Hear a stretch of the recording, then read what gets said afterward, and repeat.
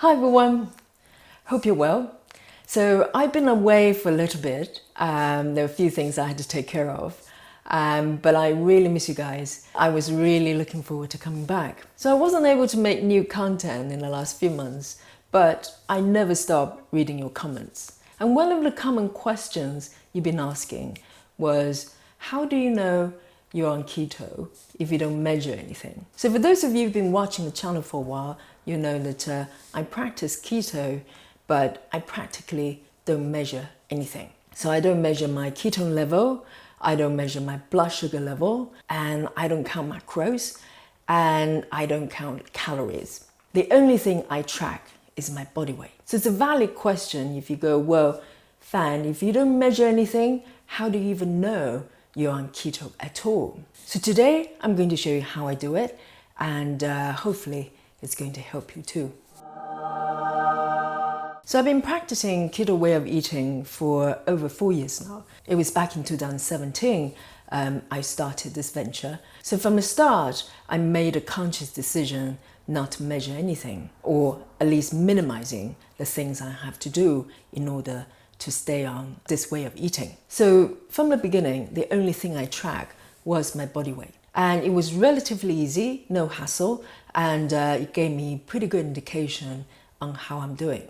So my initial goal was weight management.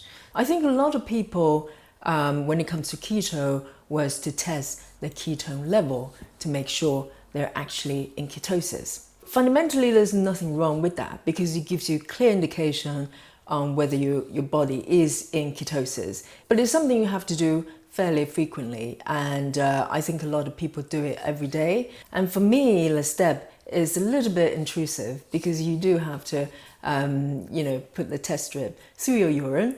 And of course, there's some brave people out there that are using the glucose measuring device by pricking themselves to test the blood. And those are some really organized people. They want to log everything, they want to count calories and macros and carb counts, etc. So I wanted to know whether I could practice and stay on keto without doing any of these things. Because ultimately, I wanted to be just normal part of my life without having to do extra things. And I knew that was the only way I could make it sustainable. So how do I know if I'm on ketosis at all? So there are a few really clear indicators I want to share with you. And we're talking loud and clear signals. The first one is your hunger. The feeling of hunger is very different being on keto versus being on quote-unquote regular diet. So when you're hungry on keto, it feels like a gentle nudge for you to eat something. And most of the times for me, from the moment I feel, well, maybe I need to eat something, to the point I actually really need to eat something, there's a pretty big leeway. I'm talking about 2 to 3 hours. So sometimes I go, well, maybe it's full time, I need to eat something. And then I get engaged in something that I forget to eat. That happens a lot. And a couple of hours later, I realize I haven't eaten something, but I've forgotten about it. And that does not happen when you're eating a carbohydrate-rich diet. And I know that because that's what I've been doing all my life. The non-keto hunger is a desperate call. When you're hungry, your blood sugar level drops and you're obsessed with the idea of grabbing some food. And if you're not able to eat something right away, you get desperate, you get irritable, you get tired, and you get angry even. We've all heard of hangry. And that's because your blood sugar level drops and your body's desperate to urge you to bring it back up to balance. And when you're really, really hungry, you're less selective with the food you choose.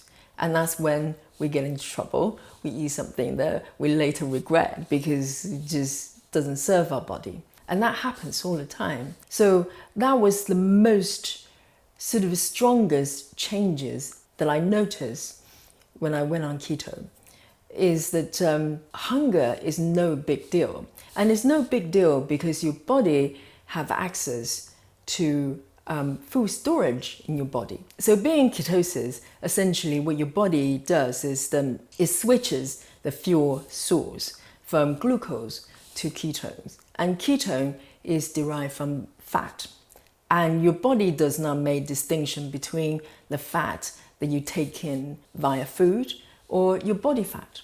So there's no urgency for your body to get you to eat food immediately because your body has access to your body fat.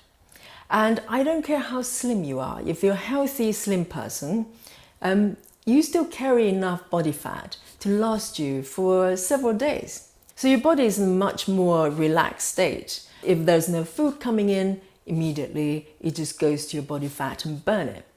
And I think we all love that. And so that's why a lot of people practice keto, also practice fasting as well. And you'll probably find that fasting is a lot easier simply because the fact that hunger is much less an issue. If you're not on keto and you try to fast for a day, good luck. And you'll probably lead you to kind of binge on food once you get to the full time because you've been so hungry. So you try to compensate it by eating more. So I know I'm in some form of ketosis if my appetite is totally stable and the hunger is very gentle. And that for me is a clear indicator that I'm doing well. And the second indicator is food craving as well. It goes hand in hand with the hunger. So how your hunger feels is a very clear signal. But also the type of food you crave is also a really important indicator. When it comes to carb counts, I do keep an eye on roughly how many carbs the food I eat contains. Very often I kind of veer off and eat food that perhaps not totally low carb. So for instance, I eat fruits, berries most of the time, and they're low carb.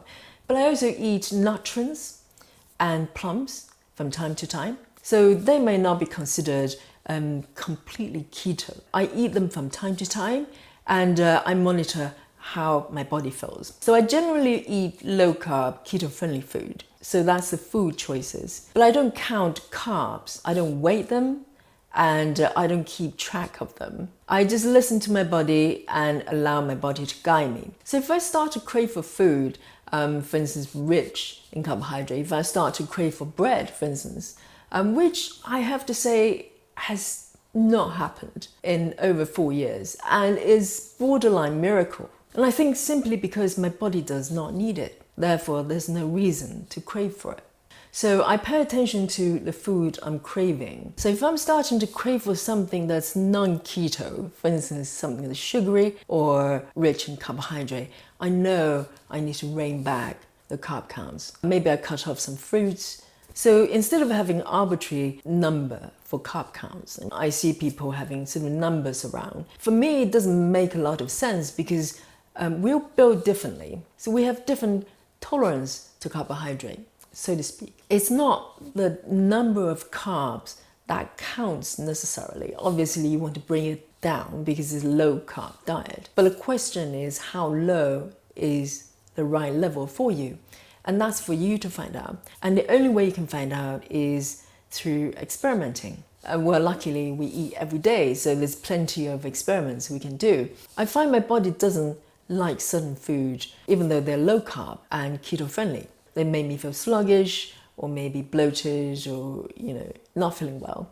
And on the contrary, the foods that not strictly keto, and as I said, nutrients, for instance, and also occasionally eat fava beans, roasted broad beans. I really love them. And for me, they're power snacks. They're not strictly low carb, but I'm totally fine with it. But they work for me, they might not work for you. And this is what I mean about you need to find that balance point and the type of food that works for your body. And I also watch my energy level. So if you think about why you want to make changes in terms of changing the way you eat, is ultimately you want to feel better. You want to feel more energetic. You want to feel strong so you can do whatever you want to do in life. So there's no point losing weight, have your ideal weight, but you don't feel strong. You don't feel energetic. What's the point of that? So when you first start keto, you might feel a short period of energy slump, which you find that you probably cannot do as much as you normally can. So let's say if you used to go running or you go to the gym, you might feel that sort of lack of energy for a short period of time. And I say that's totally normal because your body is going through a transition. You're trying to get your body to switch fuel source, which is major. So if your body's been using glucose all your life and suddenly you go, well, now switch to keto, it's going to resist it for a while until it comes to the realization that, okay, this is a new plan and I'm using keto as fuel source.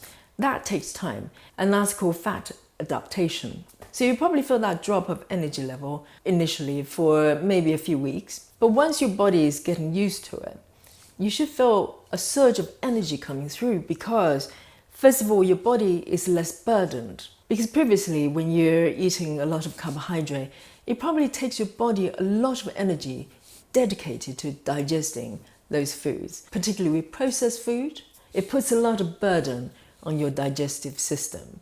And once you're free from that, my own experience is that I actually realized that I could exercise for much longer than I could before. And I think that was because your body has that energy source, the body fat, to burn. So it doesn't have to stop. Whereas if you run out of glucose, you have to replenish it, otherwise you're in trouble. So once you're on keto for a while and you're fat adapted, you should feel the increase of energy. It makes perfect sense. So as I said in the beginning, the only thing I track is my body weight. So for the past probably 4 years, I get on my scale every morning, and it's a digital scale. So it tracks and logs my weight. So I could look at it, every week to see how I'm doing. So the weight loss for me happened in an initial maybe 6 months to a year, and then stabilize. Your body just find that point that it's happy with, the way you feel strongest. So my weight has been very stable. So now, instead of weighing myself every day, I weigh once a week. I think at this point, I feel that that's efficient. So it's up to you to decide the frequency. But what you want to track is not so much the day-to-day changes, because it goes up, it goes down, depends on what I eat. There were days that I'll gain like a kilo overnight. And it's alarming, but it's probably because your body retains water because of a certain food you eat. And that's what I mean about choosing the foods that works for you, not just because it's keto friendly or low carb. So your body weight goes up and down, that's totally normal, but the big trend is what you want to look at. If it's going the right direction, you're fine. And if not, tweak it. That's no big deal. And also when it comes to macro, again, for me, it's more of following what my body wants. I think your body will naturally guide you to the type of food that you need. So what you want to focus on is sustainability. Be honest with yourself in terms of what is doable. So you could be rushing into doing everything. You could be tracking your ketone level, you count every carb and count calories, macros, etc. But what you don't want to do is to put so much burden on yourself that it leads you to giving up. So instead of being hyper-focused on being on keto, what you want to do, well, at least it's my approach, is to actually sit back and allow your body to tell you what you need to do. I think as a culture, we are trained to not trust our body because to a certain extent, I understand, because, giving into quote unquote temptation normally leads to something that doesn't serve us. Instead, we trust devices, we trust measurements, we trust numbers. But if you think about it, there's no other creatures in the animal kingdom or in the universe that need to rely on devices to tell them what to eat. I know we're unique as a species and we're complex, but I see that as a dysfunction because eating is such a fundamental and basic part of our existence. If we're not able to function according to our instinct, that's a problem. So it's about relearning how to listen to your body. So the fact we need to be on keto probably says so much about, the things we're brought up to eat and the food we produce. So for me, it's about relearning the skills we're supposed to possess and eating through instinct and trusting it. And it's a relationship we need to rebuild. So to recap the indicators, your hunger. How does it feel? Is it a gentle nudge or a desperate call? If it's a calming sense of hunger, you're on the right track. And then your food cravings. If you one day you just realize you haven't craved for bread or pasta for a while, you're doing well. And also observe your energy level. Pay attention to what food works for you and what doesn't. And that's beyond whether they're keto or not. Don't eat anything if you don't feel great, even if it's low carb. And then suspend the belief that your body is always leading you astray. And ultimately, it's about reminding yourself why you want to be on keto and why you want to make changes. My goal is not to be in ketosis. That's not my goal. My goal is to find a way to be fit and healthy and happy and not having food as an issue constantly in my life. So if keto takes me there, so be it. I'm looking for freedom, not a religion. So go back to the question, how do you know if you're in ketosis?